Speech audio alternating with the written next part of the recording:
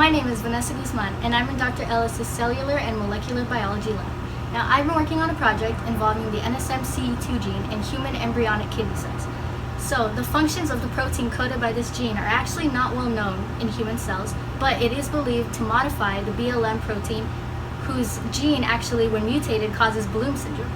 So the question is, how can we observe the function of the NSMCE2 gene? The answer may lie in the CRISPR-Cas9 genome editing technology, which has the potential to edit DNA at any site on the genome. So, CRISPR stands for Clustered Regularly Interspaced Short Palindromic Repeats. And all that means is that CRISPR is many segments of repetitive base sequences of prokaryotic DNA that help bacteria fight off viruses. So scientists found a way to transcribe RNA sequences from these DNA sequences that can be complementary to any target sequence on the genome that you want to cut. So these RNAs are called CRISPR RNAs or cRNAs and are matured by transactivating RNA or tracer RNAs. So the most important part of the CRISPR-Cas9 system is the Cas9 protein. cRNA and tracer RNA bind to Cas9. Once combined, the cRNA guides the Cas9 to the target site. For Cas9 to bind to the DNA, there needs to be a 3-nucleotide sequence on the non-target strand known as a PAM sequence. PAMs are always NGG and need to be a few base pairs downstream from the target site. Once Cas9 finds the PAM site, the sequence can be cut. Now the cells can repair themselves, or you can introduce a DNA repair template.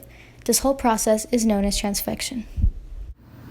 So, to address the initial question, I used CRISPR-Cas9 to observe the function of NSMCE2 in human embryonic kidney cells by deactivating the enzymatic function of the gene. So this was done by using CRISPR-Cas9 to cut a section of the gene and then introducing a repair template complementary to the DNA with one small mutation to change a codon to code for a different amino acid. So a cysteine was changed to an alanine, allowing for the deactivation of the gene.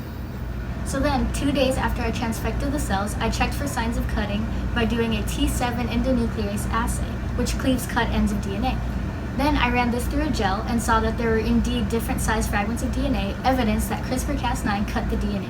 So now that NSMCE2 has been deactivated in the cells, those cells can be further observed to see if any cellular processes are disrupted by the absence of NSMCE2.